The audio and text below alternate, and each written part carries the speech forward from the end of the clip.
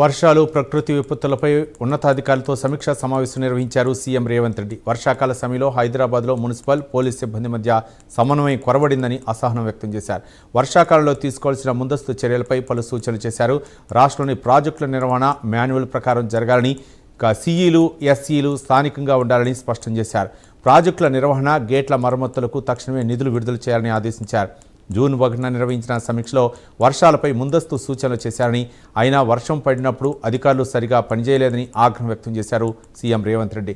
ఫీల్డ్లో ఉండని అధికారులపై కఠిన చర్యలు తీసుకోవాలని అధికారులను ఆదేశించారు రేవంత్ రెడ్డి.